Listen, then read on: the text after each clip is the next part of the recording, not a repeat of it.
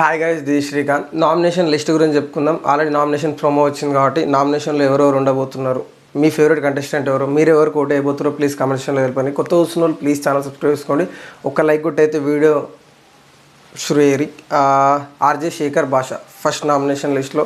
RJ Shekhar భాష, Bezawada బేబక్క, Vishnupriya and Prithviraj, Nagamanikanta, Sonia. So వీళ్ళైతే నామినేషన్లో ఉన్నారు. నామినేషన్ లిస్ట్ ఇది.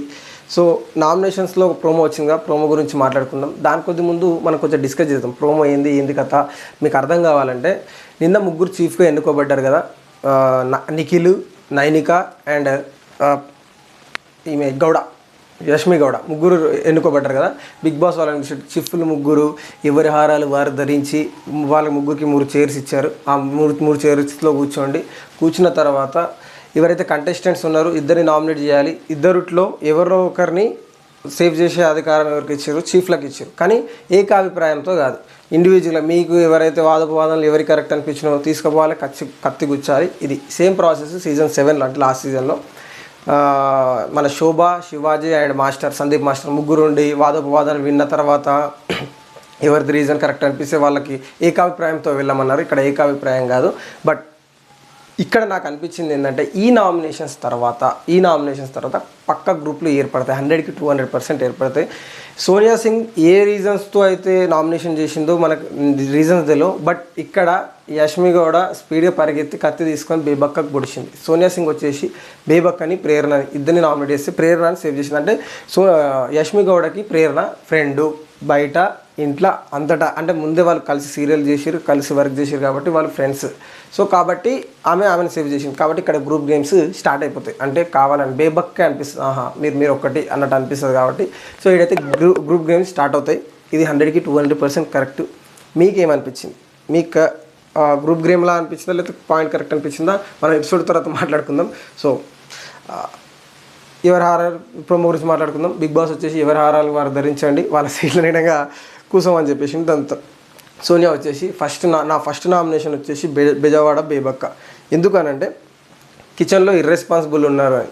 దానికి బెజవాడ బేబక్క ఇచ్చిన ఆన్సర్ ఏంటంటే, కుక్కర్లో ప్రెషర్ నిండాలి, పైకి రావాలి, అప్పటి వరకు మనం వెయిట్ చేయాలి అని బేబక్క అంటే, సో చూసుకోవాలి అక్క, అదే చూసుకోవాలి అని కౌంటర్ ఇచ్చారు. దాని తర్వాత సోనియా అంటది, అంటే జడ్జెస్ అంటారు, ఆమె చెప్పొచ్చు వినొచ్చు కదా అని. అంటే నేను ఇది నా గేమ్, నా ఇష్టం ఉన్నట్టు నేను ఉంటా, ఇవ్వాలా ఇవ్వద్దా, ఛాన్స్ ఇవ్వాలా వద్దా చెప్పడానికి మీరెవరు, డైరెక్ట్ వాళ్ళని అంటది.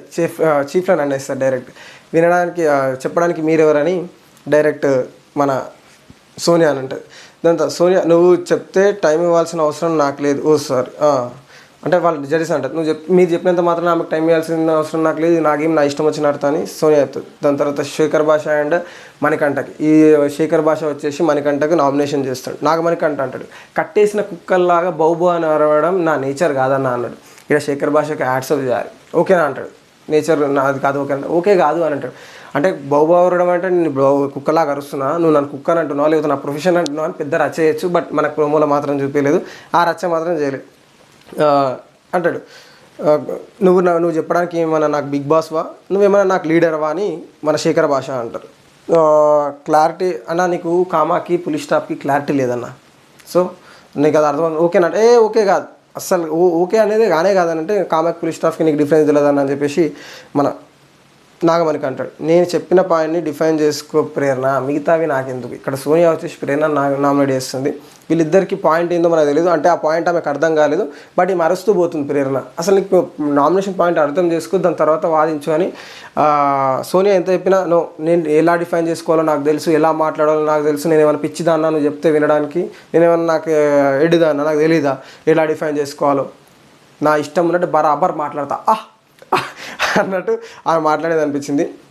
లాస్ట్కి వదులుకోవాలి, అదే లాస్ట్కి ఏం చేసారు, ఎవరినో ఒకరిని చేయాలి కాబట్టి మన జడ్జెస్ కాదు చీఫ్లు ముగ్గురు ఇట్లా యష్మి గౌడ పరిగెత్తుకెళ్ళి బేబక్క ఫోటో కూర్చుంది. బేబక్క ఒకటేసారి షాక్. ఇది జరిగిన విషయం. సో ఓవరాల్గా ప్రోమో చూస్తే మీకేమనిపించింది? ఈసారి సీజన్ రసవత్తరంగా ఉందా, లైట్ యావరేజ్ అనిపించిందా, ఏమనిపించిందో ప్లీజ్ కామెంట్ సెక్షన్లో మెన్షన్ చేయండి. సో నేను మీ శ్రీకాంత్ రెడ్డి, సైనింగ్ ఆఫ్. జై హింద్.